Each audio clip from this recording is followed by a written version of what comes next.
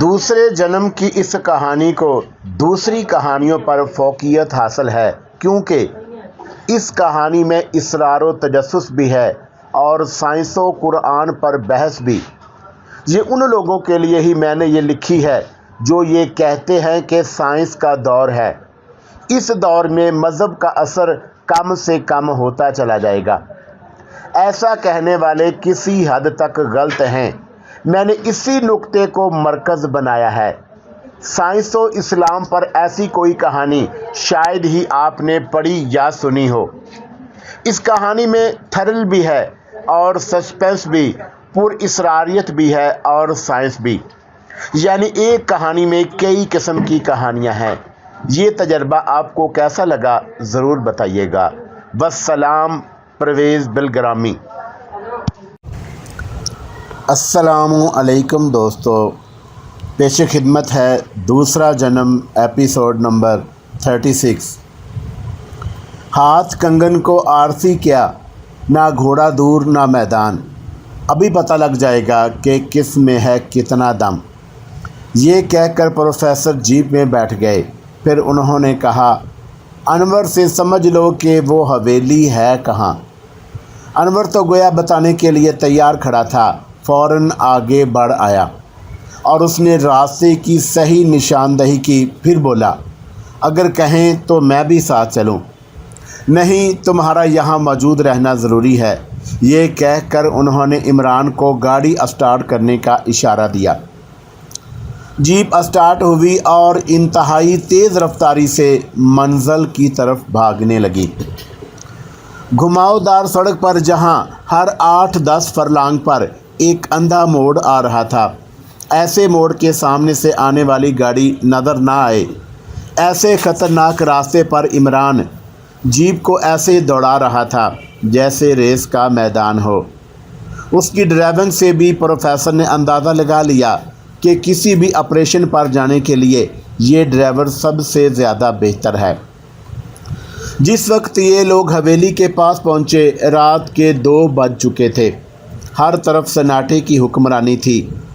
اتنی رات گئے کسی کا گھر سے باہر آنا ناممکن سی بات تھی۔ رہ رہ کر صرف کتوں کے بھونکنے کی آوازیں آ رہی تھی۔ قصبے کے مکین میٹھی نیند میں ڈوبے ہوئے تھے۔ مکانوں کی کھڑکیاں بھی تاریک تھیں۔ ان لوگوں نے آس پاس کا گہری نظروں سے جائزہ لے لیا تھا اور اب حویلی کا جائزہ لے رہے تھے۔ آس پاس کیا، دور دور تک کسی ذی روح کا پتہ نہ تھا۔ وہ ماحول ان کے لیے بہت موزوں اور سازگار تھا۔ ان کی نفری 5 افراد پر مشتمل تھی۔ پروفیسر عمران اور اس کے 2 ساتھی، ان کے پاس بھرے ہوئے پستول اور فاضل میگزین موجود تھے۔ پروفیسر کے پاس ایک طاقتور ٹارچ بھی تھی۔ جیپ سے نیچے اترتے ہی عمران باقی سب سے کئی قدم آگے ہو گیا تھا۔ وہ تیزی کے ساتھ حویلی کے پھاٹک پر پہنچا تو باقی سب اس سے کچھ دور محفوظ فاصلے پر احاطے کی دیوار سے لگ کر کھڑے ہو گئے۔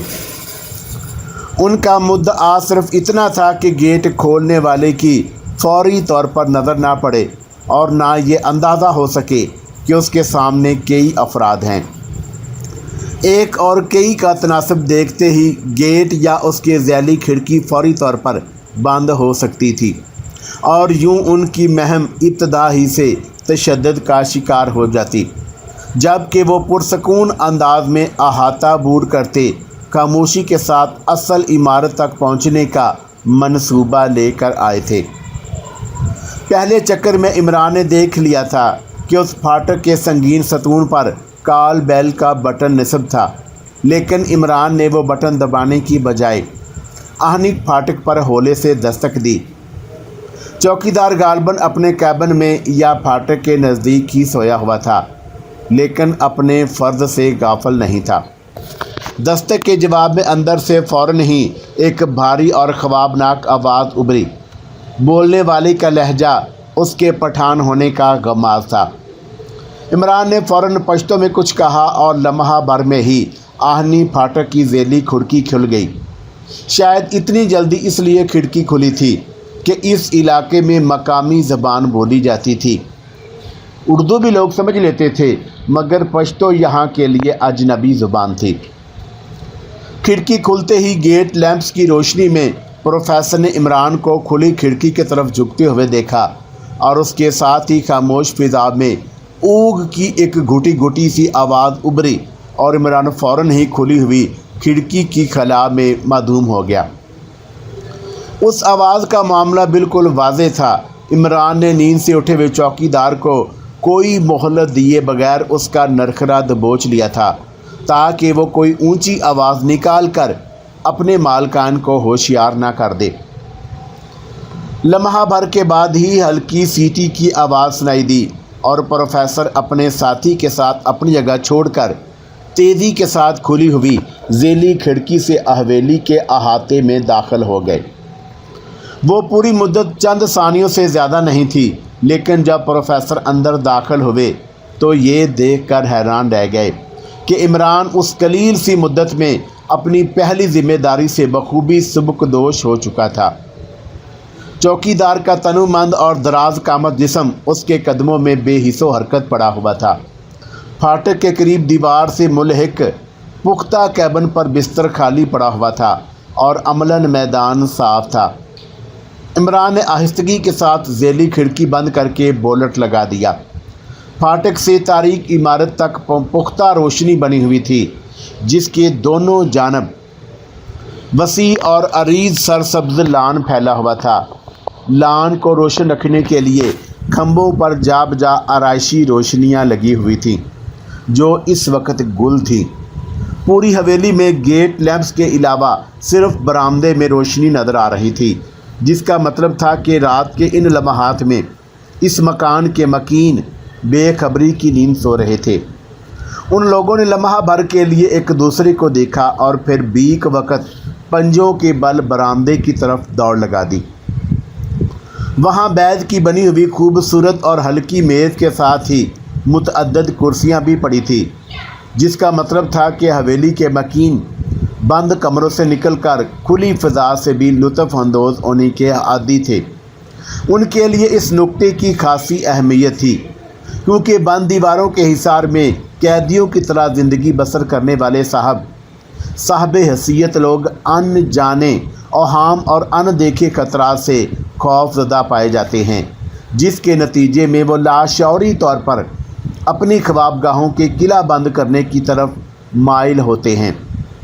اس کا نتیجہ یہ ہوتا ہے کہ ان کے کمروں کی کھڑکیاں بند کر دی جاتی ہیں، یا صرف شیشوں کے آر پار دیکھنے کے کام آتی ہیں۔ تازہ ہوا کا گزر صرف اور صرف ایئر کنڈیشنز تک محدود ہو کر رہ جاتا ہے، جس کے نتیجے میں اجنبیوں کو ان تک رسائی میں خاصی دشواری کا سامنا کرنا پڑتا ہے۔ یہ علاقہ ابھی اتنا ترقی یافتہ نہ تھا کہ ایئر کنڈیشنز کی ضرورت پڑتی، اس لیے پروفیسر کو امید تھی کہ کوئی نہ کوئی کھڑکی کھلی ہوگی۔ تازہ ہوا کے لیے کھولی گئی کھڑکی ان کے کام آ سکتی تھی۔ اس امید پر وہ سب حویلی کے نزدیک پہنچے تھے۔ یہ اتفاق ہی تھا کہ انہیں ایک کھڑکی کھلی ہوئی مل گئی، اور اس کھڑکی میں سلاخیں بھی نہیں تھیں۔ ہلکی سی گرل تھی اور اس پر فلائی پروف جالیاں تھیں۔ انہیں ایسی ہی کھڑکی کی ضرورت تھی۔ اسے فرنچ انداز میں بنایا گیا تھا۔ چند ثانیوں تک انہوں نے اندر کی سنگن لینے کی کوشش کی، لیکن پھیلے ہوئے گپ اندھیرے میں زندگی کی رحمت دریافت نہ ہو سکی۔ عمران نے جیب سے کوئی تیز دھار اوزار نکالا اور جالی کاٹ دی۔ کٹی ہوئی جالی میں ہاتھ ڈال کر گرل پر زور آزمائی کرنے لگا۔ تھوڑی سی کوشش سے وہ گرل الگ ہو گئی، اور سب باری باری اندر آ گئے۔ اندر کوئی بھی نہیں تھا۔ وہ دروازے سے برآمدے میں پہنچے، پھر برابر والے کمرے میں، اس میں کوئی سو رہا تھا۔ انہوں نے اسے چھیڑنا مناسب نہ سمجھا، اور اس کے بھی برابر والے کمرے میں داخل ہو گئے۔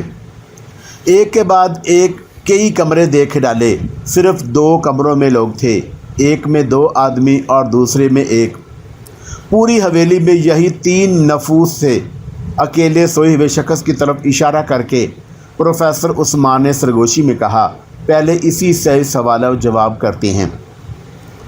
प्रोफेसर की मंशा पाकर वो सब उस अकेले आदमी के कमरे में आ गए। इमरान अपने साथियों के साथ दरवाजे पर खड़ा हो गया। कमरे में छत पर लगा हुआ पंखा धीमी रफ्तार से और आवाज़ से चल रहा था और वो शख्स डबल बेड पर नींद के मज़े ले रहा था। इमरान ने फुर्ती से उसके सराहने पोजीशन ले ली। प्रोफेसर उसकी तरफ बढ़ रहे थे कि उनका पैर ज़मीन पर रखी किसी चीज़ से टकराया। हल्की सी आवाज़ उभरी थी। फिर भी वो शख्स जो बेखबर सो रहा था उठ बैठा। उसने घबराई हुई आवाज़ में कुछ इस्तफसार करना चाहा, लेकिन इमरान पूरी तैयारी के साथ उन पे सर पर सवार था। उस शख्स के हलक से पहला लफ्ज़ भी पूरी तरह अदा नहीं होने पाया और इमरान ने शायद पूरी कुव्वत से उसका मुंह दबोच लिया।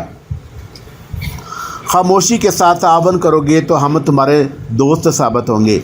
अंधेरे कमरे में इमरान की आवाज़ उभरी, वरना तुम्हारा गला काट कर ये सारे शो केस में सजा दिया जाएगा। प्रोफेसर ने बंद दरवाजे के करीब स्विच बोर्ड टटोल कर कमरा रोशन कर दिया। फरबी माइल जिस्म वाला पिस्ता कामत और उधेड़ उम्र शख्स अपने बिस्तर पर दहशत के आलम में बेहिस्सो हरकत पड़ा हुआ था। खौफ के बायस उसकी खमार आलूद आँखें अपने हलकों से बाहर उबली पड़ रही थी और उसके दहाने पर इमरान के दोनों हाथ मजबूती से जमे हुए थे। प्रोफेसर ने फुर्ती से अपना भरा हुआ पिस्तौल निकाल कर उसका दहाना फरबी माइल शख्स की खोपड़ी की तरफ कर दिया और इमरान को हिदायत की कि उसके मुंह पर से हाथ हटा लो। उसने कोई ऊंची आवाज़ निकाली तो इसकी खोपड़ी में रोशनदान बना दूंगा। इमरान के आहनी हाथों की गिरफ्त से आज़ादी मिलते ही उसने पे दर पे उसकी इसी तरह मुंह चलाया जैसे कुछ निगलने की कोशिश कर रहा हो। फिर बारी बारी उसने तमाम लोगों का जायज़ा लिया और खौफज़दा आवाज़ में बोला, तुम लोग कौन हो और मुझसे क्या चाहते हो? उसकी आवाज़ करीबल मर्ग मरीज़ की सरगोशी जैसी थी। हम लोग चोर या डाकू नहीं हैं, हम एक औरत और मर्द की तलाश में आए हैं, प्रोफेसर ने कहा। अगर तुमने सच ना बोला तो तुम्हें मार देंगे। शायद इतनी देर में उसने खुद को संभाल लिया था। वो बोला, तुम लोगों ने अपनी मौत को आवाज़ दी है, मैं अपने तमाम दुश्मनों पर ज़मीन तंग कर देता हूँ। तुम अपने कद से ऊंची बात कर रहे हो, प्रोफेसर ने उसकी आंखों में देख कर कहा। बहादुर इस तरह गौल बांध कर हमला नहीं करते, हौसला है तो अकेले मैदान में आओ। उसने प्रोफेसर को कमज़ोर समझकर धमकी दी। तुम्हारी धमकी का जवाब मैं देता हूँ, ये कहकर अली ने उसके बाल पकड़ लिए। फिर झटका देकर बोला, अब तुम बताओगे, हर सवाल का जवाब दोगे। उसके शख्स के चेहरे पर अजियत की झलक साफ नज़र आ रही थी, मगर उसने अपने होंठ सी लिए थे।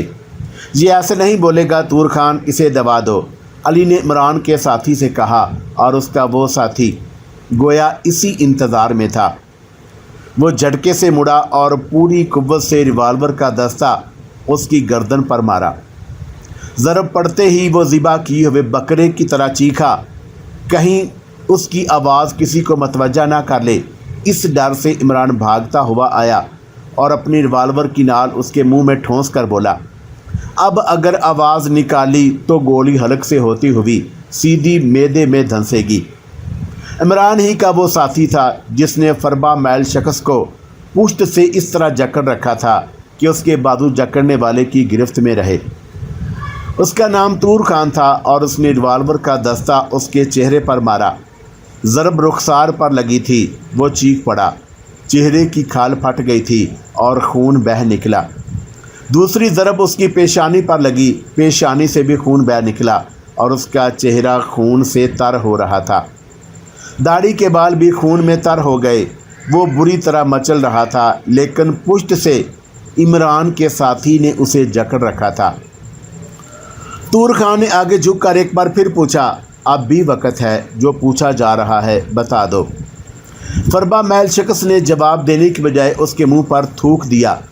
तूर खान एकदम भड़क उठा और उसने कैदी पर लातों और घोंसों की बरसात कर दी। कैदी बुरी तरह मचल रहा था, उसे संभालना मुश्किल पड़ रहा था। कैदी ज़िबा होते हुए बकरी की तरह बिलबिला रहा था। तभी प्रोफेसर आगे बढ़े और उन्होंने रिवाल्वर की नाल से उसकी पेशानी की एक मखसूस रग पर ज़रब लगाई। पता नहीं उस रग में ऐसी क्या बात थी कि कैदी का जिस्म झटके खाने लगा।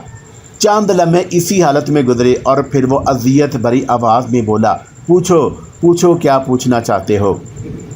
नंगार से तुम लोगों ने गुलाम रसूल और एक अंग्रेज़ लड़की को अगवा किया है, उसे कहाँ रखा है? वो दोनों तय खाने में हैं। उसने चेहरे को खून को आस्तीन से पूंजते हुए जवाब दिया, उन्हें क्यों अगवा किया है? हमें असल बात का इल्म नहीं है, अरबाज को पता होगा, वही बड़ों की खबर हम तक पहुंचाता है। ये बड़े कौन हैं और गुलबाज कहाँ मिलेगा? बड़े किसी और जगह रहते हैं, अंग्रेज़ हैं, मगर पश्तो, शीने और उर्दू रवानी से बोलते हैं। गुलबाज भी नीचे तय खाने में आराम कर रहा है। तय खाने का रास्ता किधर से है? बड़े कमरे में बिछी हुई डाइनिंग टेबल को दाहिनी जानब धकेलने से रास्ता खुल जाएगा। इसे यहीं बांध कर डाल दो और मेरे साथ आओ, प्रोफेसर ने कहा। कैदी की मुश्कें कसने के बाद उसे वहीं एक जानब बिठा दिया गया और वो सब दूसरे कमरे में आ गए।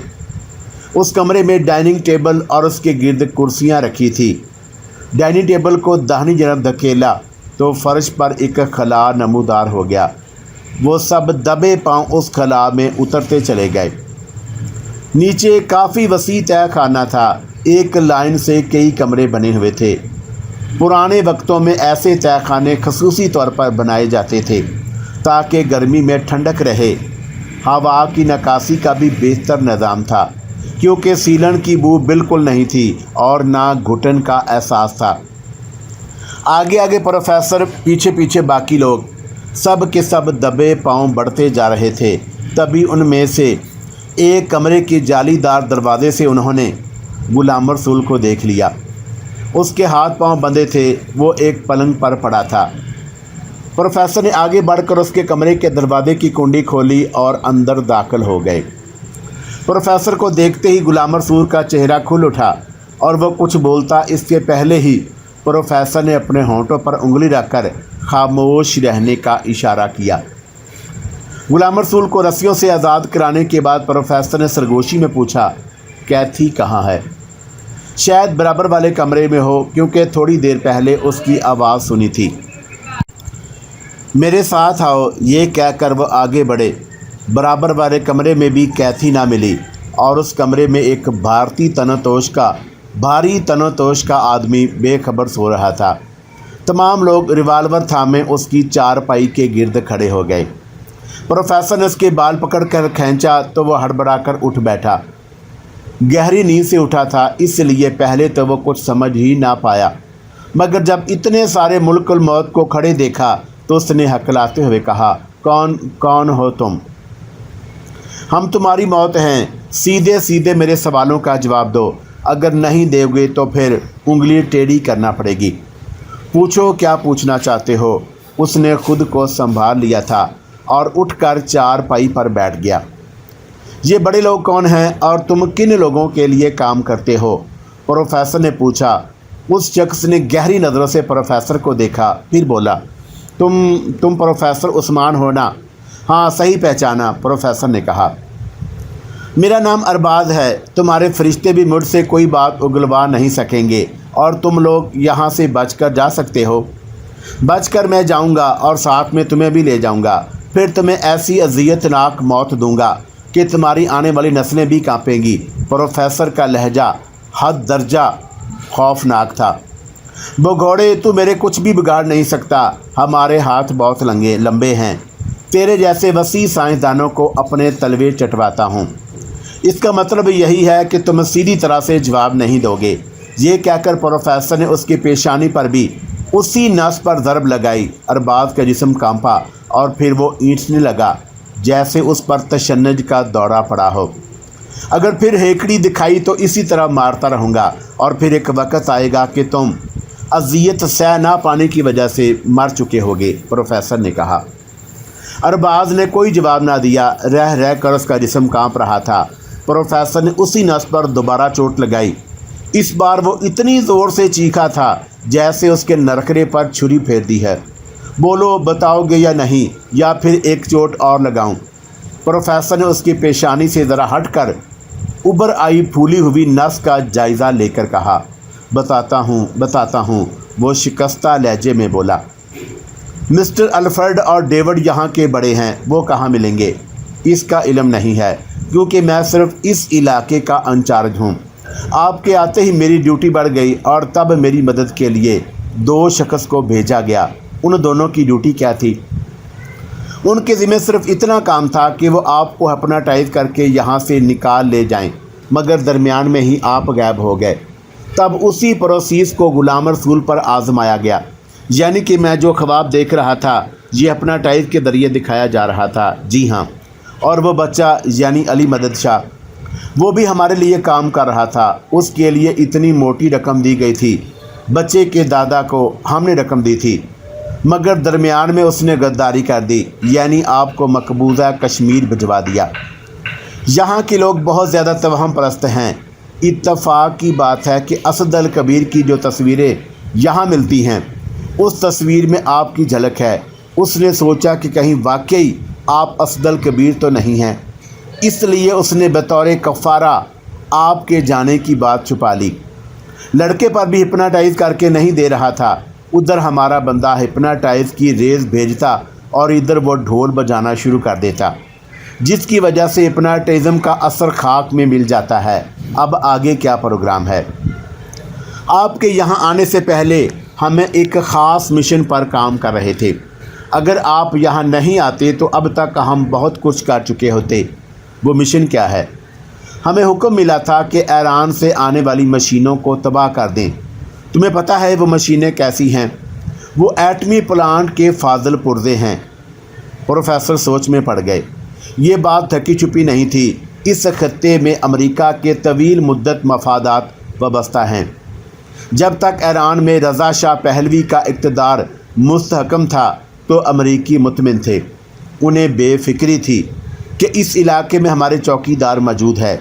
लेकिन शाह के इबरतनाक ज़वाल के बाद 100 साला मुस्तहकम बादशाहत का ख़ात्मा होते ही उन लोगों ने ईरान से मुंह मोड़ लिया। उनका ख्याल था कि आज़ादी और मगरबी बेरारवी की दिलदादा कौम, जिनकी रातें नाइट क्लबों, शराब खानों और काबा खानों में कटती हैं, वो मजहबी क़यादत को, उनके पेश करदा असूलों को, इस्लामी इनकलाब को कबूल नहीं करेगी। लेकिन इस्लामी इनकलाब का 1 साल पूरा होने के बाद भी जब अवामी जोश में कमी ना आई और ना अवामी हमायत कम हुई, तो अमरीकी क़यादत ने ईरान का मुशाहदा करने की पॉलिसी तर्क करके कुछ कर गुजरने का फ़ैसला कर लिया। वो ये बर्दाश्त नहीं कर सकते थे कि इस्लाम के नाम पर किसी भी शक्ल में कोई इनकलाब कामयाब हो। उस पर तरह ये कि मरे पर 100 दरे ईरानी रहनुमा आयतुल्लाह ख़मीनी ने और जमा दिए। इनकलाब की पहली सालगिरह के मौके पर बयान दे दिया कि अब हमारी मंजिल फ़िलिस्तीन है, जहाँ खुदावंदे करीम की ठुकराई हुई कौम, यहूदी खुदा की पसंदीदा कौम मुसलमान पर जुल्म व सितम की इंतहा किए हुए है। उस जुल्म का सद्देबाब ज़रूरी है। दुनिया के तमाम मुसलमानों के नाम मेरा पैगाम है कि हर मुसलमान अपने अपने घर से सिर्फ पत्थर लेकर निकले और मेरे साथ चले। अगर हर मुसलमान ने एक एक पत्थर इस मुल्क पर फेंका तो वो कोहे इसराइल बन जाएगा। एक एक बाल्टी पानी फेंका तो वो बहरे इसराइल बन जाएगा। अमरीकी इसराइलियों के ख़िलाफ़ कब कुछ सुनना पसंद करते हैं। उन्होंने साजिशों का जाल बुनना शुरू कर दिया। एक तरफ अरबों में छुपे हुए अपने एजेंटों को ईरान के ख़िलाफ़ प्रोपेगेंडा करने पर, मुकाबला करने पर उकसाने लगे, तो दूसरी तरफ ईरान और मगरबी सूबे जहां कर्दों की अक्सरियत है, उन्हें बगावत पर आमादा करने लगे। तीसरी तरफ पाकिस्तान से ताल्लुकात बिगाड़ने का जवाब पैदा कर लिया। उन्हें सबसे बड़ा डर यही है कि ईरान पाकिस्तान से पींगे ना बढ़ा ले, क्योंकि पाकिस्तान उस खित्ते की एक बड़ी कुव्वत है, एटमी कुव्वत भी बन सकता है। सियासी मैदान में ऐसी मुनाफिकाना चाल की कामयाबी के अमकानात सिफर थे कि दोनों हुकूमतों को एक दूसरे से बदज़न करवा दिया जाए, जबकि खुफिया चालें ज़्यादा कामयाब साबित होती।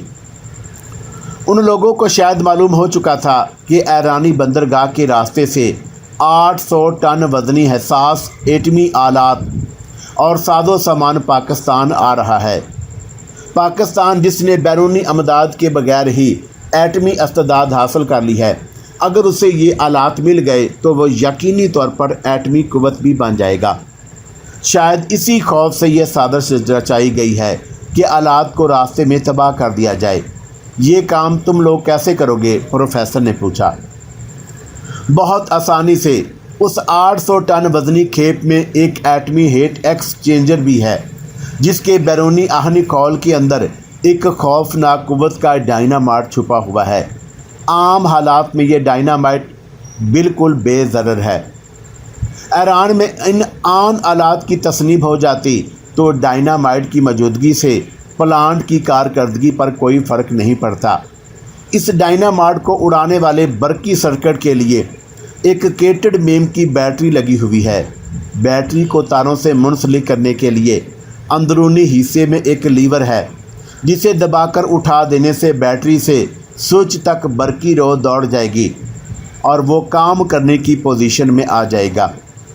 वो हसास स्विच खला में मौजूद सियारे के सिग्नल से बाआसानी हरकत में आ जाएगा। हमें उस लीवर के बारे में अच्छी तरह ब्रीफिंग दी गई है। मेरा काम सिर्फ इतना होगा कि उस लीवर को दबाकर ऊपर उठा दूं। उसके बाद का काम उनका होगा। एक मील के रकबे में भी हर चीज़ तबाह बर्बाद हो जाएगी। प्रोफेसर कांप उठे कि आलात तो तबाह होंगे ही, तबाही की वुसअत का फ़ायदा भी उठाया जाएगा।